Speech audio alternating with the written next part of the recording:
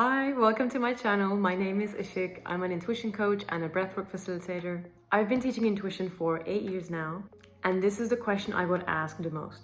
How do I know the difference between my mind or my intuition speaking to me? In this video, I'll share with you how. We're going to do an intuitive guidance practice in the end, so make sure you stay until then. In any given moment, we are either operating from our ego or operating from our soul, your mind or your heart.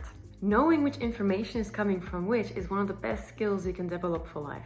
Before I knew the difference between both, I used to take so many actions hoping one would work. When I got what I wanted, I didn't know what I did exactly that got me there. It was a bit random.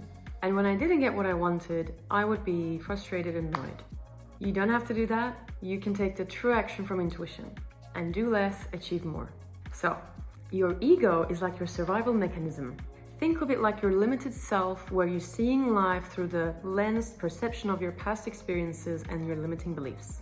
When you live from ego, you repeat the past a lot. You find yourself in similar scenarios with different people.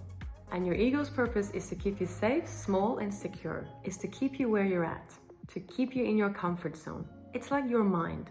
It communicates to you through your thoughts. Your soul, on the other side, is like your higher self. Your true self, your greatness, your limitless self. And living from your soul allows you to expand, grow, and evolve. It's your heart. It's living from your heart. You don't repeat the past here. You create a reality and a future that you love.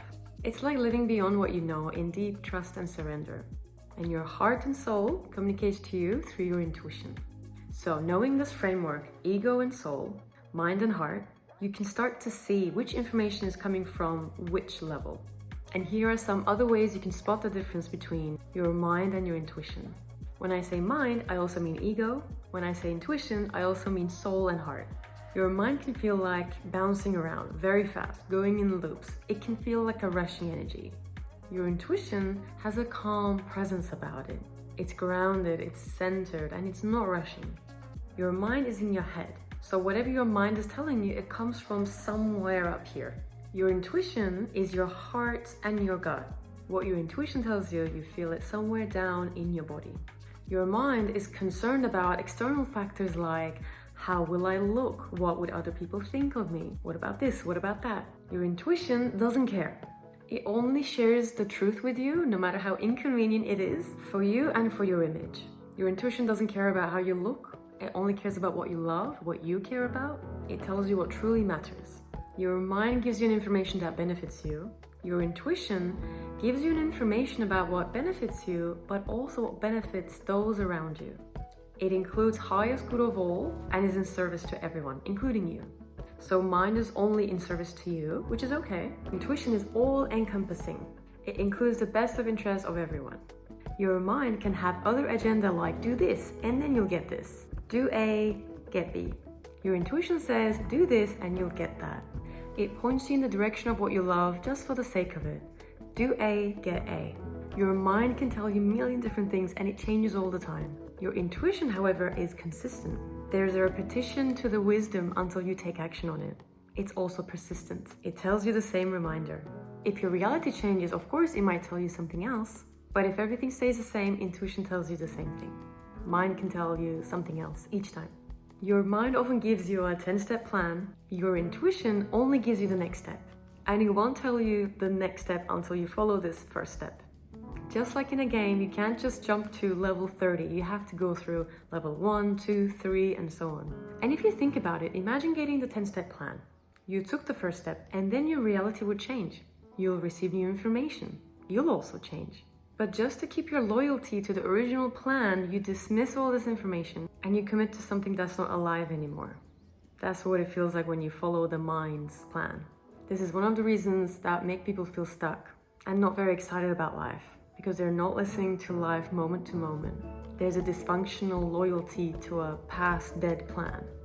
The biggest, most useful difference between the mind and the intuition is the mind likes to be in the known, intuition comes from the unknown. So whatever your mind is telling you, it's going to be coming from past wisdom, past learnings, past experiences. It says, remember last time you did this, here's what happened, so do this instead. And that's okay, but if you do that, you'll be repeating similar results you got in the past. And if you want to get a result you haven't got before, you also have to listen to and act from another level. There's a saying by Einstein, we can't solve a problem from the level we created it. So intuition tells you new information. Probably when you first hear it, your mind might go, that doesn't make sense, that's crazy, because it's unknown. Your mind often does everything in its power to convince you not to do it. Rationalization is the biggest killer of intuition. So watch out for that. Being in the unknown can be a very fun, explorative adventure. Like a game, you're unlocking one level at a time. So if you're listening to your intuition, if you're listening and being in the unknown, you can also go, surely where this wisdom came from also has the wisdom to support me, guide me, and it has got my back. So you can lean into that trust whilst you're taking action on your intuition. So now we're going to do a guided intuitive practice so you get an experience of what it feels like to be in the mind. We're going to rise above and connect with your intuition and see what your intuition says. So what I would love you to do is close your eyes, sitting upright on your seat, leaning back. If your seat has a back, take a deep breath in from the nose. Exhale out from the mouth. Letting go, relaxing your shoulders, relaxing your jaw, relaxing your belly. Take another deep breath in and exhale. And then one last deep breath in, all the way in. And letting go. And as you're breathing in and out, just starting to notice where you're at. Just becoming aware of your starting point. Whatever you're feeling, whatever you're thinking. Just acknowledging that as your starting point, no matter what you are, no matter where you are, not judging it, not questioning it, just going, cool, that's my starting point.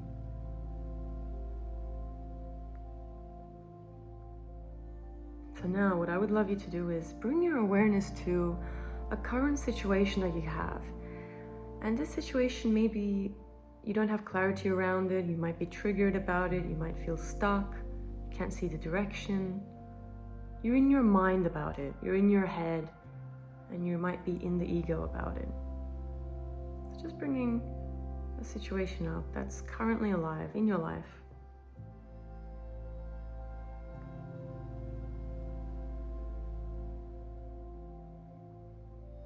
Acknowledging, what is your mind telling you? So what are the thoughts you're having? Instant first thoughts.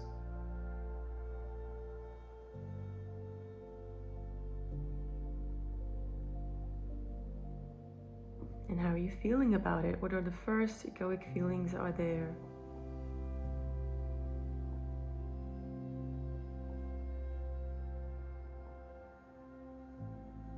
And what are these thoughts and feelings telling you to do or not do? So what's the action that's coming from these thoughts and feelings?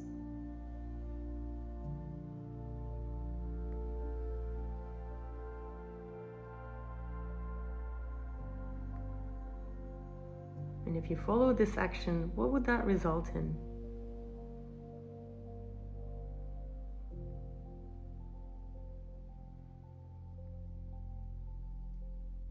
And take a deep breath in and exhale. And going, cool, that's what's happening in my current reality. This is what I'm thinking, feeling, what's it telling me to do, and this is what it results in. So now just looking at all of that, acknowledging that, and then I want you to imagine yourself, you're starting to slowly lift yourself off from this situation, starting to rise above it, going higher and higher, almost looking at it from this bird's eye view. You're not so in it anymore, it doesn't have power over you. You're able to just see it as it is. And as you're looking at it from this bird's eye perspective, asking, what would I love as an outcome? See what comes up.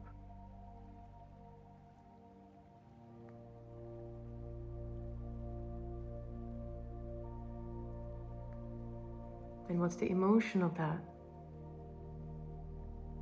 How would that feel?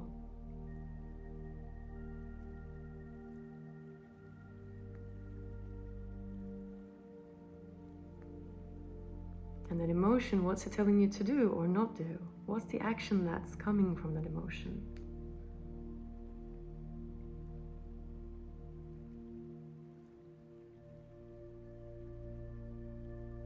And if you followed that, what would that result in?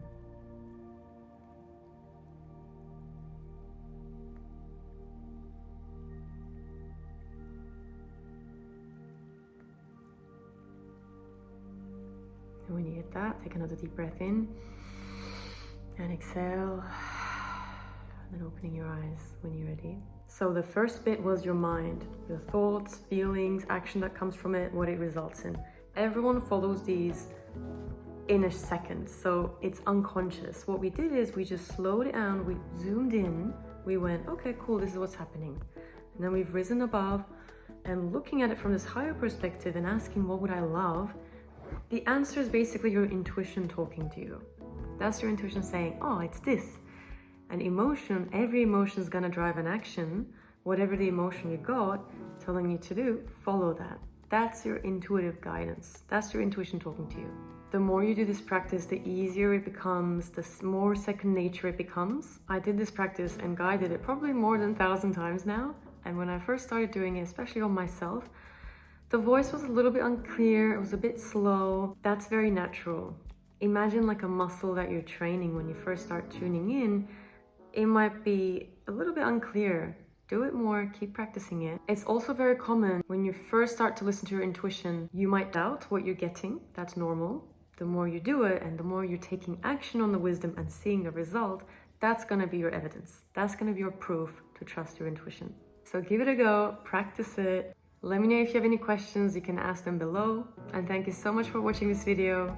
If you enjoyed it, you can like and subscribe. Wishing you an amazing rest of the day, and I'll see you in the next video.